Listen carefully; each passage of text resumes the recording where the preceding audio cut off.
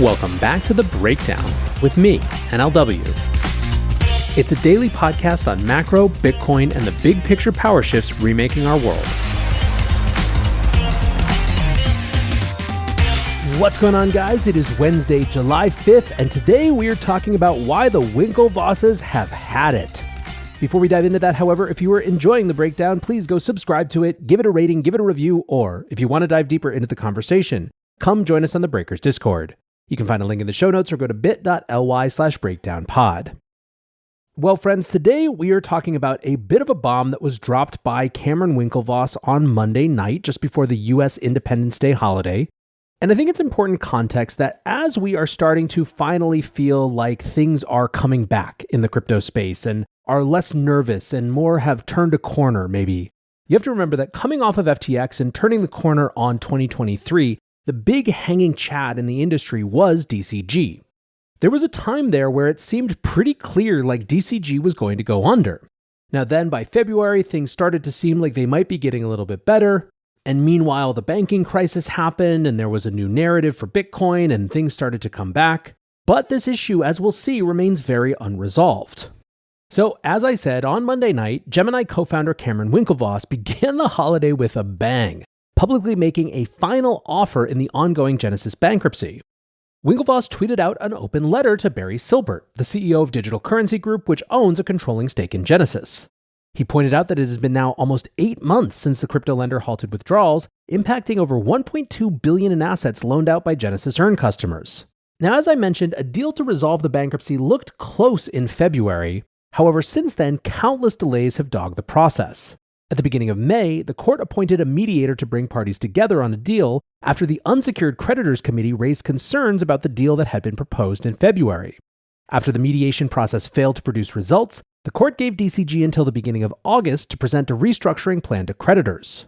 So with that background, let's look at what Cameron Winklevoss wrote in this open letter to Barry Silbert. I'm not going to read the whole thing, but I will be reading some excerpts. Barry, Cameron begins, "Today marks 229 days since Genesis halted withdrawals and 174 days since I last wrote an open letter to you. As you well know, the DCG enterprise has engaged in fraudulent behavior.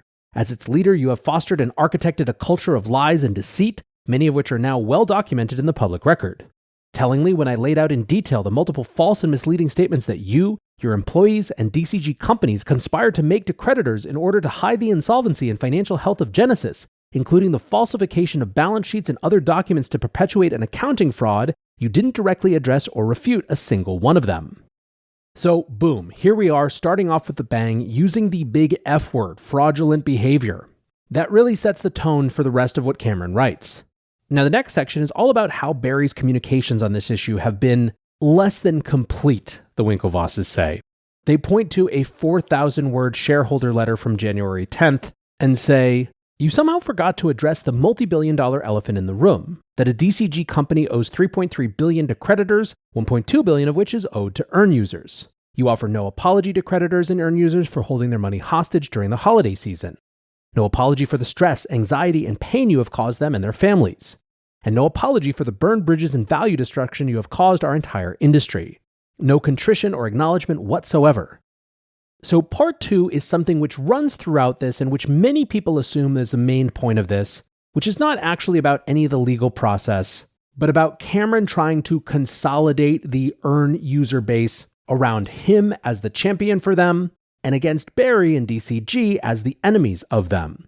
In other words, some say that in the same way that Cameron is accusing Barry of not taking any culpability, all of these open letters are in some ways Gemini's way of not taking culpability for the losses incurred on their Earn product. Now, to be fair to them, it wasn't Gemini that went under, it was their partner, but still it's just worth keeping that analysis in mind. Now, the next part of this open letter basically accuses Barry of playing for time. Cameron writes, "On first blush, your letter appears to be a masterclass in lack of self-awareness. Yet upon further inspection, it's another piece of carefully crafted stupidity designed entirely to shirk responsibility and advance your deeply unethical strategy of playing for time by playing dumb in an effort to screw creditors and Earn users once again. After interacting with you, your lawyers, and your advisors for almost 8 months, one thing has become abundantly clear. Since the day Genesis closed its withdrawal gates, you have never had any intention of finding a global consensual resolution with creditors and earn users. And you have never had any intention of doing the right thing and taking responsibility for the mess that you, your companies, and your employees created with your reckless and fraudulent behavior. Instead, you have dedicated the last 8 months to buying time so you can raise money and stiff creditors and earn users again. From there, Cameron goes through what he calls Barry's own game. First, he said, was to commit fraud. In June and July of 2022, you, DCG, and Genesis knowingly lied to creditors, earn users, and Gemini in order to make us all believe that DCG had absorbed the $1.2 billion in losses that Genesis incurred in the collapse of 3AC in May 2022. In reality, DCG absorbed none of these losses and instead entered into a bogus, long-dated promissory note to make it look like it did without ever sending as much as a penny to Genesis. Next, he said, was to fight the promissory note. At this point, the right thing to do would have been for you and DCG to actually absorb the $1.2 billion in losses, or cut a deal with creditors to restructure the term and quantum of the fake promissory note in a way that was legitimate, fair, and reasonable. You have chosen to do neither. Next was raise capital to pay down the $630 million loan. Cameron writes, delay is critical because it gives you time to solve the one thing that stands in the way of your ability to fight the promissory note, the $630 million that DCG owes Genesis. The loan is the sword of Damocles that hangs over your head. Unlike the Fugazi promissory note that's not due for 10 years, this loan was due in May of this year. Failure to pay this loan would result in a DCG default and bankruptcy filing. As a result, you have been working feverishly since November, not to make creditors whole, but to raise money so you can pay this loan down and be free and clear to litigate the promissory note over the next decade. Abuse the mediation process. By May 1st, the writing was on the wall. DCG did not have the $630 million and was about to head off a cliff. Faced with your second default and second bankruptcy in less than 6 months, you sought to buy time through a mediation. Reluctantly, the creditors agreed to give you one last shot. Now from there, Cameron argues that the real purpose of the mediation was not to come to terms with creditors, but to give DCG what he called an indefinite forbearance on the $630 million it owns Genesis. This, Winklevoss says, is unacceptable, and that brings him to his final section, game over. Cameron writes dramatically, I write to inform you that your games are over. In addition to dragging out a resolution, they have ballooned professional fees to over $100 million, all of which have gone to lawyers and advisors at the expense of creditors and earn users. Enough is enough. To that end, attached is a best and final offer. The proposal is fair and reasonable for everyone and represents the floor that creditors, who are required to support a deal, will accept. If you don't agree to this deal by 4 p.m. Eastern Time on July 6th, we will proceed with the following next steps. Now, the next steps that Cameron lists are 1, to file a lawsuit against DCG and Barry personally, specifically outlining what they argue is Barry's personal liability and hiding Genesis's insolvency. 2nd, they want to file a turnover motion that would push DCG into default. 3rd, advance a non-consensual plan that would, quote, adhere to a strict timeline and provide for immediate distributions to creditors and earn users. And finally, Gemini would demand that the unsecured creditor committee file the lawsuit and take depositions related to their investigation into the various intercompany loans. The concluding paragraph reads, in closing, I've seen a lot of bad behavior from you and your colleagues over the last 9 months. But perhaps the most disturbing part is something you said to me this fall, that you're a victim in all of this. It takes a special kind of person to owe $3.3 billion to hundreds and hundreds of people and believe, or at least pretend to believe, that they're some kind of victim. Not even Sam Bankman-Fried was capable of such delusion. In the end, he at least recognized how his actions had hurt others and attempted to make things right. I can say confidently that I speak for all earn users when I say it's time for you to do the right thing. All right, so there is a lot to dig into here, and it's kind of the least important part, so I'll just get it out of the way first. I'm not quite sure what he's talking about as relates to SBF.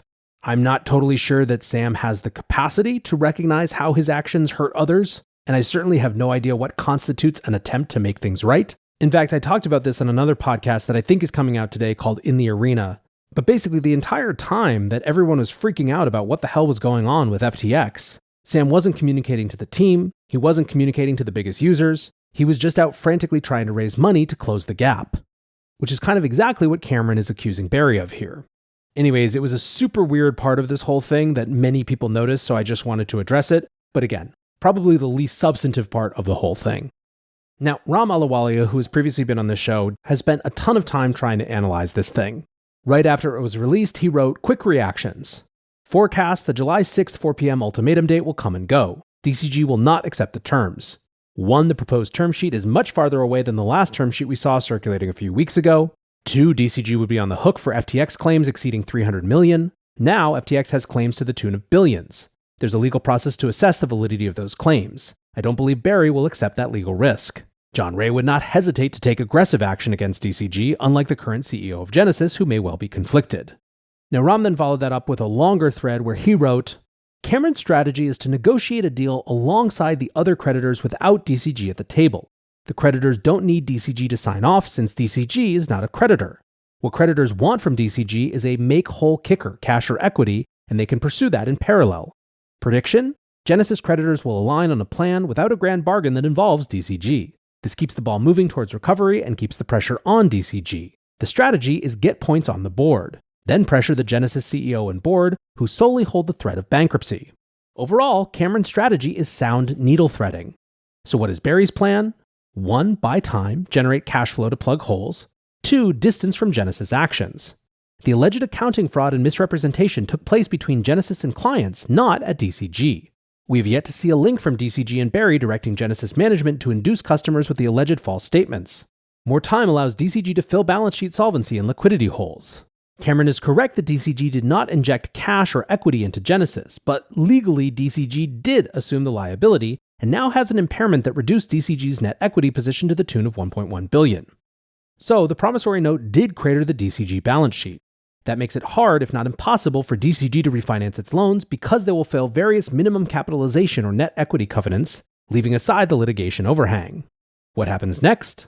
I expect DCG and Barry will let the Friday ultimatum deadline come and go, just like the May payments. Once a joint plan is signed off amongst all creditors, then the pressure campaign will pivot away from Barry. So basically what Rahm is arguing is that for all the bombastic language, Cameron is actually just nudging things down the field and trying to organize the creditors in some way while keeping pressure on Barry. Now, the rest of the community is definitely acknowledging that pressure as well. Investor Adam Cochran writes, "Oh shit, Gemini is putting its foot down. Game over for Barry." Yet others thought, as I mentioned at the beginning of the show, that it was a little bit deflecting. Parker Lewis wrote, "A masterclass in lack of self-awareness designed entirely to shirk responsibility by Gemini and the Winklevoss." Pledator writes, "Sure seems like the target audience is Gemini customers, not DCG. Gemini brand has taken a hit, so Winklevosses want to wash their hands of this and redirect the public anger at DCG." Now, reinforcing the "this is just for show" perspective, John E. Deaton, the founder of CryptoLaw.us, wrote, "I just read this open letter. As someone who files lawsuits, my question is, if Cameron can prove the claims, why not just file the damn suit?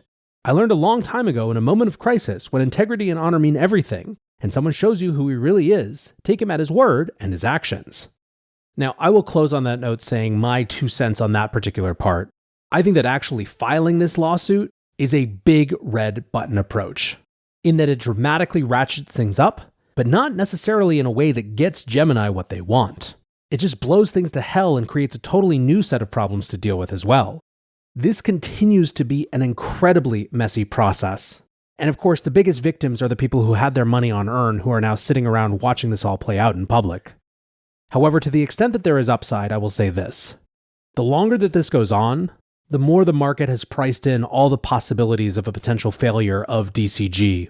And I think that that reduces the potential that it creates some big shock that we have to deal with later on, even if ultimately DCG is in fact forced into bankruptcy. But who knows? This is a saga that has many parts of the story to tell, and so we'll just have to see how it waits to play out. That's going to do it for today. I appreciate you listening as always. Until next time, be safe and take care of each other. Peace.